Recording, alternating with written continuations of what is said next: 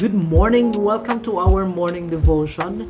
At kababalik lang po namin from a short mission exposure from Vietnam. And we are thankful to God for the privilege that He has given us. Nakita po namin ang lawak ng trabaho. At masasabi ko po, marami pong kailangan gawin. And we are thankful because God has given us this chance na makatrabaho ang Panginoon. We work with Him. Kasama natin ang Panginoon. And so, I'd like to encourage you with the word of the Lord this morning regarding the missions. It's in Philippians chapter 4 verses 15 hanggang po sa verse 20. Let me read the New Living Translation. Paul said here, "As you know, you Philippians were the only ones who gave me financial help when I first brought you the good news and then traveled on from Macedonia. No other church did this. Even when I was in Thessalonica, you sent help more than once. I don't say this because I want a gift from you. Rather, I want you to receive a reward for your kindness. At the moment, I have all I need and more. I am generously supplied with the gifts you sent me with Epaphroditus. They are a sweet-smelling sacrifice that is acceptable and pleasing to God. And this same God who takes care of me will supply all your needs from His glorious riches which have been given to us in Christ Jesus. Now all glory to God, our Father, forever and ever. Amen." Hallelujah. As I have shared to you, ito pong sulat ni Pablo sa Philippian church is a letter of joy dahil po sa kanilang partnership with Paul, the partnership in the gospel. Paul as a missionary needs support. Hindi naman siya humihingi, pero ito po yung ginawa ng Philippian church. They supported Paul's work or God's work through Paul. So, hanggang nung siya'y umalis at pumunta sa iba't ibang lugar sa Thessalonica and or now this time he was imprisoned in Rome, no, na house arrest po siya. Sabi niya gano'n, nagpapasalamat siya sa mga Philippian believers dahil yung suporta nila hindi tumigil. There was one time na natigil pero dahil sa nawalan sila ng pagkakataon. But Paul said, sabi niya gano'n, itong inyong pagbibigay ay talagang may reward, no? Pinakita niyo yung kindness ninyo, yung suporta niyo sa akin. Walang ibang simbahang gumawa ng ganito sa akin. Kayo lang. Hallelujah. Buti na lang may Philippian church, ano? And this partnership in the gospel that they had, Paul and the Philippian church, ay makita natin ehemplo para sa missions. Merong missionary at merong support sa kanya. Hindi lang prayer ang kanilang suporta but they have expressed and showed their support to Paul when they sent Epaphroditus, bringing with him the gifts, the things that Paul needed. Hallelujah. Ang sarap po sa isang missionary or sa isang manggagawa ng Panginoon na nasa field, makatanggap ka ng support from people na naniniwala sa iyo na ikaw ay gumagawa ng kalooban ng Panginoon.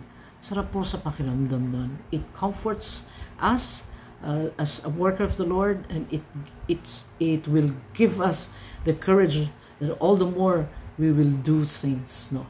Nakaka-encourage po talaga. So, sabi niya nga doon, hindi lang nakaka-encourage kay Pablo.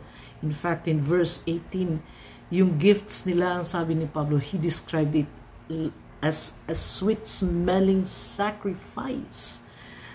Yung pag-aalay ng yung ating pagbibigay ay katulad ng isang pag-aalay sa Panginoon, no?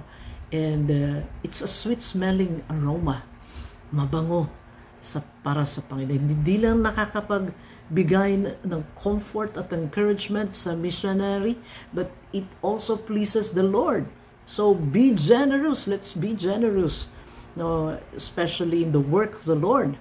And then in verse 19, and the same God who takes care of Paul will supply all your needs. Alam niyo po, hindi po natin ma-outgive ang Panginoon. Hindi, kahit po sabihin na natin, ang dami na nating binigay sa Panginoon. No. Ang Diyos ang nag-enable sa ating makapagbigay. At kailanman hindi tayo magkukulang. For a moment, siguro, inaalaw ng Lord na mawalan tayo.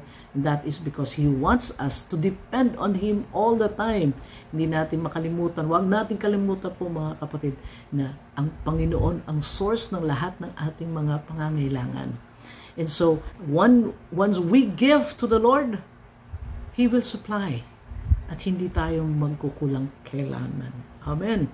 Kaya sabi niya ganun, now all the glory to God, our Father, forever and ever. Sa lahat po, ang lahat ng kapurihan, lahat ng kalwalhatian ay ibinabalik ni Pablo sa Diyos. Dahil sa gawain na ginagawa ni Pablo at ng mga Philippian believers, at of course, no, yung pong naaabot ng binibigay nila.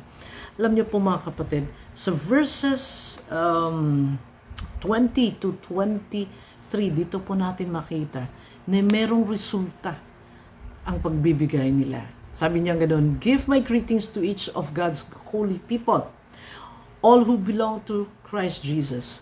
The brothers who are with me send you their greetings. Oh, akala ko si Pablo lang na in prison. Pero bakit meron siyang mga kasamang mga believers din?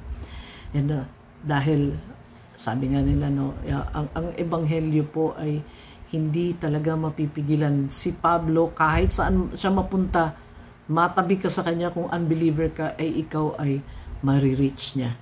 Sabi diyan sa verse 22, and all the rest of God's people send you greetings too, especially those in Caesar's household. You see, kahit po yung sa household ni Caesar, na-born again na rin, nakakilala din sa Panginoon.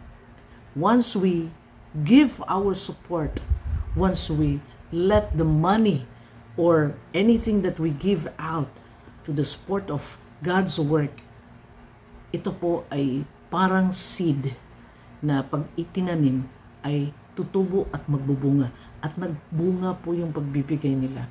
Of course, ando doon si Pablo. No? Pagsusuporta nila kay Pablo. Ganon din po sa gawain natin sa iba't ibang mga lugar. Meron po tayo sa JAS, meron po tayo sa Indonesia, and now we are looking forward for the partnership or maaring magsisend tayo. God will enable us to send missionaries sa Vietnam. No, dahil dun sa short mission na yon, ang lawak po talaga ng trabaho. 98% of the population of Vietnam is not yet reached by the gospel. And so that's a huge work. No? So I'd like to encourage you, continue to give sa mission. Mag-partner po tayo sa mga missionaries na binibigay ng Panginoon sa atin. Meron tayo sa Indonesia, yung ating pong faith promise. Let's continue to give that. Let's continue to give unto the Lord, because everything that we have is from God. Siya po ang pinagmulan ng lahat ng meron tayo. Huwag po nating isipin na marami na tayong binigay sa Panginoon. Excuse me po. No. Tayo po ay sinusuportahan at sinusuplayan ng Panginoon. Everything that we give, galing po actually sa Kanya. Lahat ng meron tayo, sa Kanya po yun. And so, let us continue to give. Let us continue to plant. Let us continue to support the missions. Let us be like the Philippian believers, because we're not just comforting and encouraging the missionaries, we are also, ang ating giving, ang ating generosity is like a sweet smelling aroma before the Lord. Hallelujah. It pleases Him, and it can reach souls.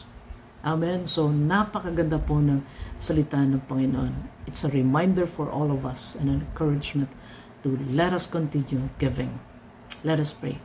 Panginoon, maraming salamat sa iyong salita at pinaalalahanan mo kami.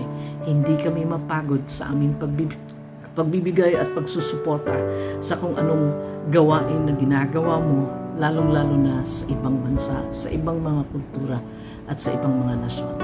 We thank you, Father, for the privilege that you have given us this partnership in the gospel. In Jesus' name we pray. Amen and amen. God bless, and I hope that you have learned something today. Have a wonderful day.